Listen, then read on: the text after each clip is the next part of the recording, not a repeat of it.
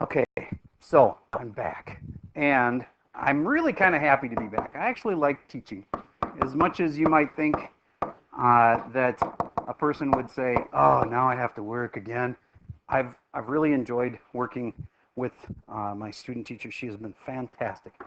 I can say honestly, best student teacher I've ever had, and I've had a bunch. So I hope they don't listen to this video. But you did a great job.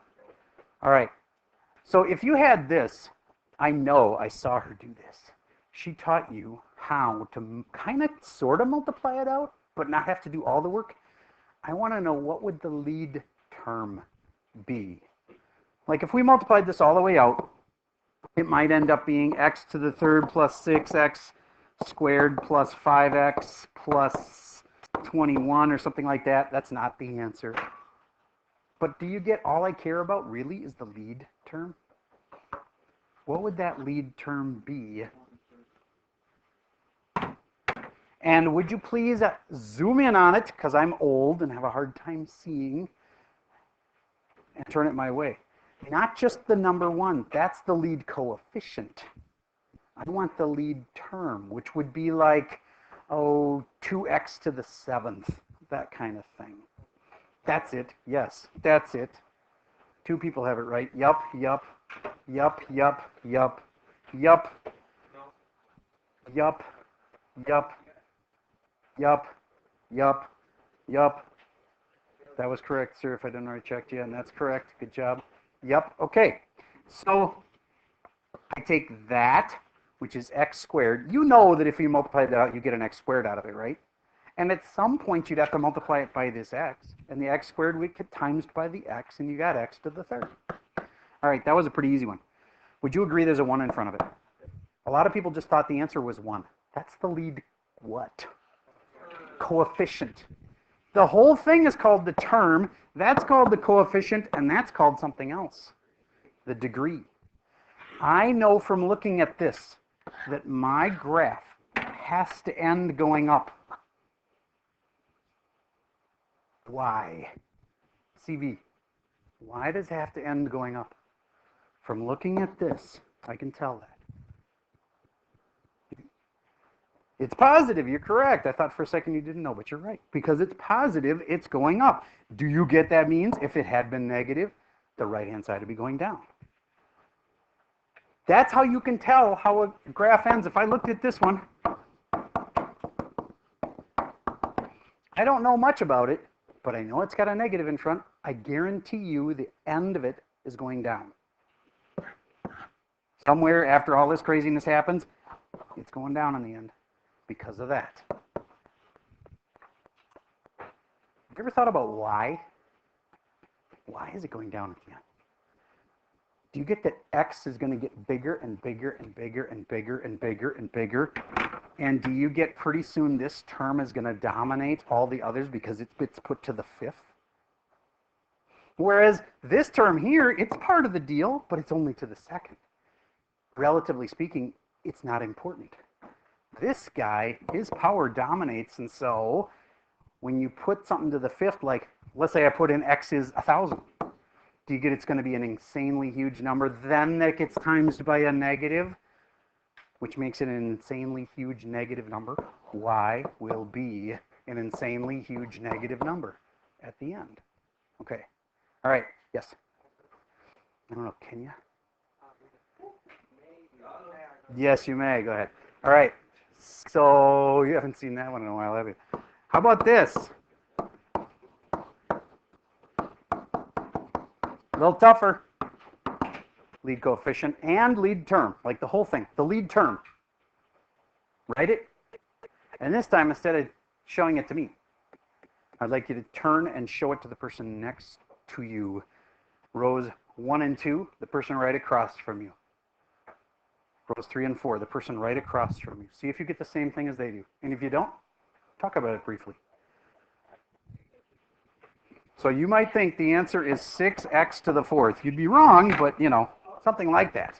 I'll pause for a second while you give that a try. All right, Dice of Destiny have told me to call on, red is the row 5. Person 4, I'm going to make it wrap around. 1, 2, 3, boop. back to you, you're person 4. You with me? What do you think it is? Yes. Why'd you say 4? Because you took 2 squared. You're right. X squared, but one more x makes x to the 3rd. Raise your hand if you had that one right. Okay, now I know that all of you are smart enough to handle the whole, it's positive, so it's going up on the end. But how many of you know what's happening on the left side? Raise your hand if you know whether it's going up or down on the left side. I think some of you have learned that and some of you haven't. Who thinks they got that? Okay, so like 6 of you. All right, that's a test question. Be ready. Okay, what's happening on the left side? Well, I know the right side's going down. No, sorry, going up. I said it wrong. That's positive, so it's going up on the right. Since this is odd, they will go different directions. Odd means different. If I saw a dog who was like really ugly and, maybe has only one eye and 3 legs or something, I might say, oh, that dog is odd. I could also say that dog is kind of different. You get how odd and different kind of go together? That make sense to you? All right. I'm sure Tripod is a wonderful dog, but all right. All right. That equation has an odd power. Since it's got an odd power, these go opposite directions. I got it all multiplied out, and I get this.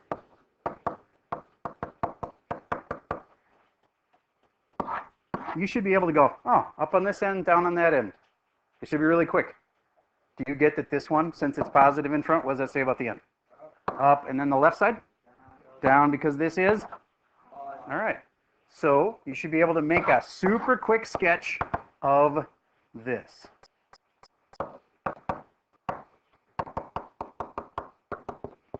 Super quick sketch. Don't expect you to know everything. You should be able to tell me what the ends do. So first is the right side. F. You got it. What are we doing for the right side? Up or down? All right. AS. What are we doing? Up on the left also. Why is it up on both? Because it's even. Why was it up on the right side? Not because it's even. It was up on the right side because this was positive. All right, next thing, I know the y-intercept. Do you? It's 1. Because y-intercept is where x equals 0. So if that's 0 and that's 0, they're gone, and y is 1. Yay, so I know it goes through here. Do you get that this might do something like that? It has to go through the y-intercept of 1. It has to be up on the right. Has to be up on the left. But some of you are like, well, what's all this other stuff you're doing here? That's what I need to teach you today is, you know the beginning and you know the end. It's kind of like what's happening in the middle. All right. So do you get, that's the y-intercept, and that this was, no wait, yeah, this is a positive number, and that power is even. Those are all clues. I have 3 clues. All right, then here's the next level. Nope, not plus, sorry. I know what that looks like, totally. Do you know what it looks like? Well, you know some of what it looks like. I know all of what it looks like. Let me show you. I'm going to try to do the big picture technique here. We're at the beginning of the hour, we're only 9 minutes in, and I'm going to tell you everything you need to know for the rest of the hour. And I'm going to go kind of fast. And it's okay if you don't catch it all the first time, because then I'll kind of zero in on little things. But for some of you that like really understand things quickly, you like this, because you can see everything all at once. All right. So I know that there's a root at 3. I know there's a root at -7. Does that ring a bell? You guys remember those? I also know that this has to be going, well, my lead term is x to the 3rd. I could say 1x to the 3rd if I want to know what number's in front. So it's going up on the right, and it's going down on the left. Remember how I said I was going to teach you what happens in between? All right, one other thing. What's the y-intercept? And please don't say 7. People go, oh, it's the last number. No, the y-intercept is where x equals what? 0. So I could put in a 0 here and a 0 here. Watch what happens. That becomes -3 squared, makes 9. And that's a 7. 9 times 7 is 63. It has to go through 63. I'm just going to put it way up there. Now you know a lot of what's going to happen, but you still don't know everything. Watch this. It for sure goes through here. It for sure goes through there. But it has to bounce off of there. Why? Do you remember that things that were squared kind of look like parabolas? It's like a little parabola in the middle of my function.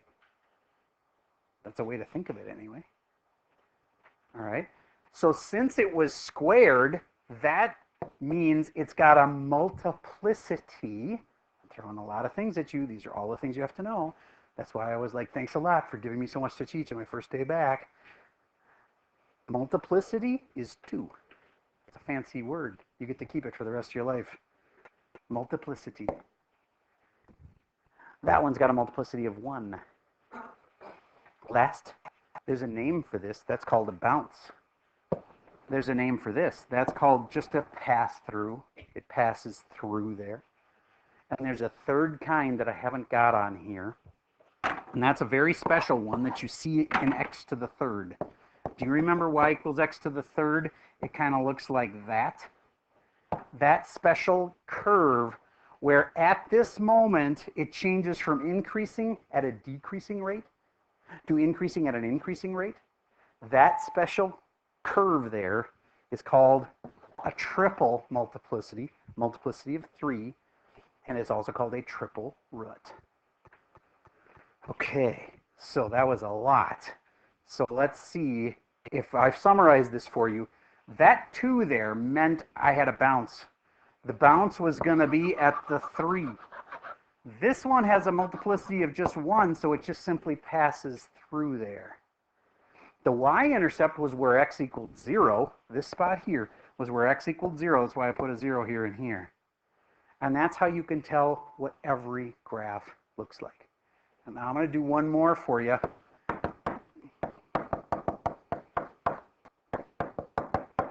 And I'm going to, one more thing, I'm going to throw in a little 2 here, and then I shouldn't say 2x plus 4, otherwise I would have factored it, and it would have actually been something different. So I'm going to say 2x plus 3 right there. And watch how I do this. I don't need you to be able to do this yet. Try to catch a few things. Like you should know something about this. Like, oh, there's a negative in front.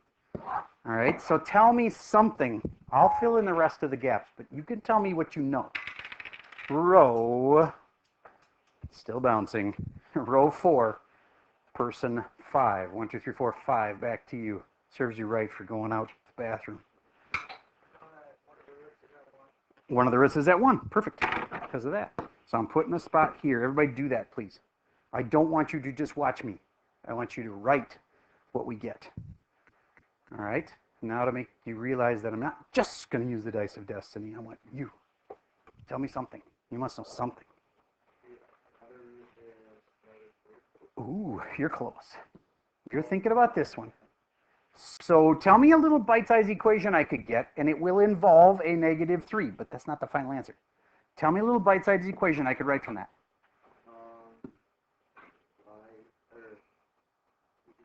I can make it equal 0.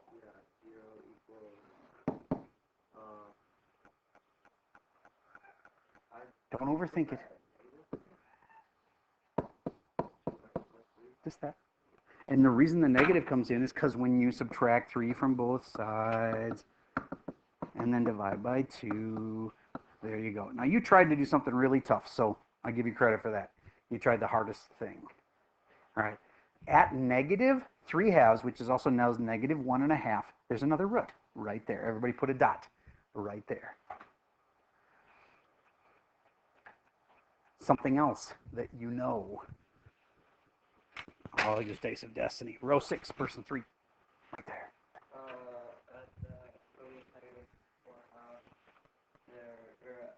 At this one, yes. There's a bounce happening. Awesome. Now, I don't know, though, if it's a bounce this way or if it's a bounce that way. So it would be really helpful if you could tell me whether it ends going up or down and whether it starts with up or down. How do we tell the end behavior? This is row 3, person 3. That's you, Mr. M. The right side, is it going up or down? Down. You got it because of this. It's going down on the right. Okay. Row 3, person 6. Since you're in the back. The left side is going up because you'd have a lead of negative 4x to the third, and that tells me they should be opposites, and so therefore it's up. Very good. You see how this is just like a puzzle and you're just figuring out one little piece at a time? Now can you tell my bounce won't be that way? My bounce must be the other way. All right. Bouncing, cutting through there and going down. The only thing I haven't figured out that I could is the what? The Y-intercept. How do you get that, GB? Set x equal to 0. So I put a 0 right here, and I get 3 squared is 9, makes it negative 9, times negative 1 is positive 9. So I guess I should have gone up a little bit more, but it was positive at least. There we go. Would I expect you to be more accurate on the test? Nope. That's as accurate as you would need to be. These are not graphs. They're sketches. Would I be looking for the left end being up? Yes. Would I be looking for the right end being down? Yes. Would I be looking for generally the right Y-intercept? Yes. Would I be looking for a bounce right here? Yes. Would I be looking for this spot to be a 1 because of that? Yes. There you go. Now, there's a couple other words I need to teach you. I already taught you one. It's called multiplicity. What is the multiplicity of the 1? That guy's multiplicity. Just 1. That's this little number up there. And the multiplicity of the other root was 2. That makes this a bounce. That's a cut through. And if there had been one of these, it would be called a triple root. And its nickname is it's a snake. Okay. Now there, that's everything that you have to know except for a couple words. What's the highest spot, if this is a little mountain, that you could build your house on? Do you get, if you build at the highest spot, you get a great view?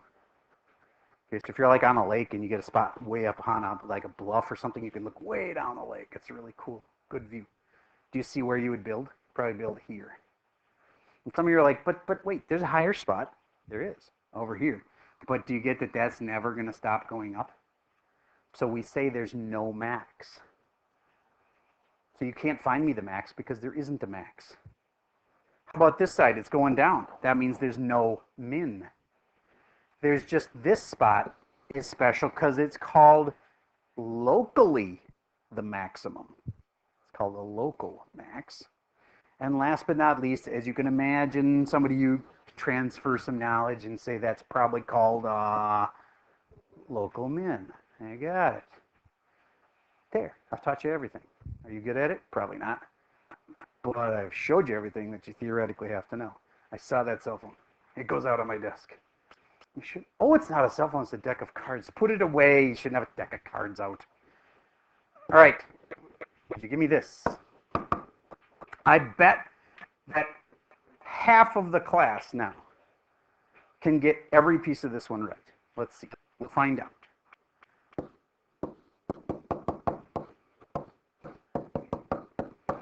You should be able to know what that looks like, including its Y-intercept, its X-intercepts, that it bounces somewhere, what it's doing on the right and what it's doing on the left. I bet you half the class can do this. At least half. I'm hoping for more. All right, I'm going to pause for a second while I walk around and see who's able and who's stuck. I might give you a few tips if you're stuck. Yes, negative 1/3 is part of your answer. Raise your hand if you knew negative 1/3 was a thing. All right, good. And K, you, tell me something else that is a thing. Positive 4 is a spot. It goes through those two spots, so we're good so far. Volunteers, somebody tell me something. Yes? The Y-intercept is negative 4. I'm going to check that just to show people how we do that. The Y-intercept is where x is 0. I'm double checking. This comes out to 1 squared, which is 1, times negative 4 is negative 4. You are correct. Down here at negative 4, it must go through. Raise your hand if you had that part right. Awesome. Hey, S, do you have something else you can tell me? Right side goes up. Left side? Left side goes down because if you were to find the lead term, it would have been 3x to the third. So left side goes down. I'm about to finish this thing. Here we go. You ready? Boom. A lot of kids do that, and I have to go, oh, that work. Now I have to mark it wrong because why? The Y-intercept was wrong. Okay, that's one thing. And it didn't bounce in the right spot. So, oh, it's supposed to bounce here, go through there, and then go up after that. Raise your hand if you had that one right. Awesome. You've learned everything. Yay. So, let's start a Schoology quiz. Here's a Schoology quiz as homework for tonight. And I'll start it with you. My daddy always said, if you're started, you're halfway done. And I think he's right. This is a good chance for the teacher to realize, first of all, I was starting in kind of a weird spot today because you'd done some of the lesson yesterday, but not all of the lesson. And so I wasn't sure exactly what you'd gotten taught or not. So anyway, today's lesson wasn't the most organized, and I apologize. I never taught you how to do this, but I bet somebody can tell me. What is the multiplicity, also known, the total multiplicity, also known as the degree of this polynomial? And hint, it's going down and it's going up. What do you think it is? Yes, sir. Degree 3 is correct. How could you have done that? Because that has a multiplicity of what? 1. What does that have a multiplicity of? 1. What does that have a multiplicity of? 1. Put them all together, you got 3. That's how that works. Degree 3. Let me just show you something. What if it had done this? That also would be degree 3. Because it'd be 1 plus 2 makes 3. That makes sense to you? If I drew this blue one here, it would have had 2 for this, 1 for that, makes a total of 3. I'll show you one more and see if you can handle it. Can you handle it? What if it was like this? Bounce, bounce. What degree is that? And do you get how both ends are down? Does that make sense to you? Degree 4, both ends are supposed to be down or up. All right. What if it had done just this? Well, that's just a parabola. What degree are they? 2. All right. So you can tell what degree it is by how it touches. And that's the multiplicities added together. And I apologize for not teaching you that, but at least, hey, you get the first question right of the Schoology quiz, guaranteed. All right. Number 2, write an equation in factored form with no spaces. We did practice that one. So let's see if you can do the blue one here without my help. I'll pause for a second. See if you got this. Hint, it's got the y equals already. Please don't type in y equals. And it's got 3 roots. So I'm going to need 3 parentheses. Let's see if you can do it. You're right. I don't even need a parenthesis on one of them. Good technicality. You're right. I could have a parenthesis, but I don't have to. All right, I'm going to pause for a second while you try this one. Time for your answer. Row 2, person 1. That's you. Yeah, you. Okay, Andrew, tell me something you know. Yeah, I know one of the roots is 3. All right, so if one of the roots, just to clarify, are you talking about that spot? That spot? Okay, so there it goes through negative 3. So technically we say the root is negative 3. So what do you put in the parenthesis? Who has an x plus 3 in their answer? You are right. How about that 0? That's the one that's bothering everybody. So do you think you should put x plus 0? X plus 0 is the exact same thing as x, isn't it? And if you just have an x, does it really need its own parentheses to be in there? I suppose you could do that, but you don't have to. I'd put an x in front, because I know that'll be accepted by the Schoology thing. You don't want to lose a point for something dumb like that. All right, one more thing. I'm just curious. On the keyboard, if you hold down the space bar, doesn't work on iPad? Dang it, you know what I'm talking about, don't you? There's a new trick on your phone, on your iPhone. If you hold down the space bar, it pulls up a little cursor that you can easily drag anywhere. So like you're in the middle of a text and you're like trying to select a word, trying to get in the middle of a word where you want to change a letter. Oh, so on the iPad if you hold with 2 fingers. Cool. I didn't know that. Hold with 2 fingers on the iPad. You can get the cursor wherever you want. If you hold them right on the Okay. A lot of tricks I didn't know yet. I need somebody to finish this one off for me, and it is going to be row 1 person for, oh, it's the old teacher. See if she's paying attention or she's texting her friends back there. So, can you do it? No pressure or anything.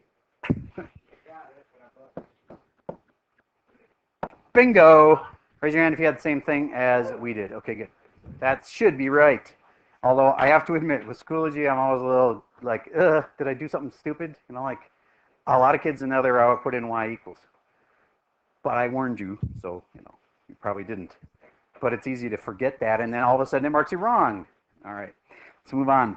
Absolute maximum. That means the highest ever. That's not too hard, is it? Yeah. This is the highest spot it ever went. Remember we saying that it, like the other one didn't have a maximum? This one doesn't have a what? A minimum. Very good. It has a local minimum, like a local low spot, but it doesn't have an absolute minimum. Very good. Okay, moving on to question 4. Over which intervals is it increasing? We didn't talk about that. That would be good to talk about. Would you agree that it's increasing in this little zone right here? Okay. And by the way, do we use x or y values to say that? X, that and that, negative 0.8, comma, 1.4. That would be saying it's increasing in there. But wait, there's more. Where else is it increasing? At the beginning or at the end? At the beginning. At the beginning, you'd say this part here is from negative infinity. I don't know, it's multiple choice. Do they use the infinity symbol? Okay, negative infinity until, remember, we use x values for this.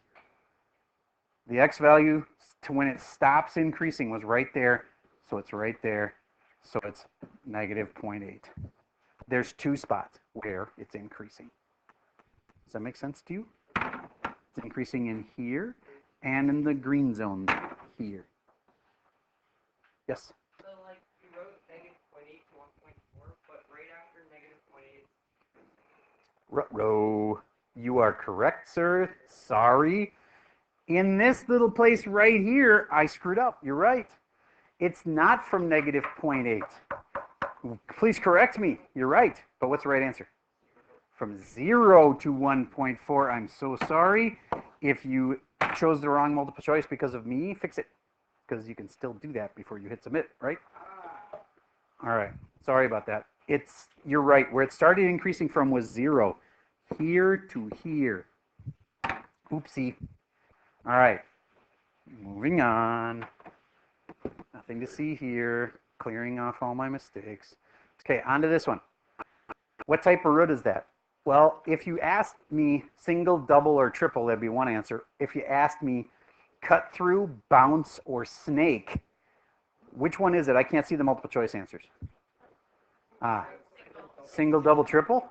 Okay, so at negative 4, that's right here, is that a single, double, or triple? Single. What would this have been if they had asked it? Double. And this is not a triple, sad to disappoint you. The triple would have been something like that. All right.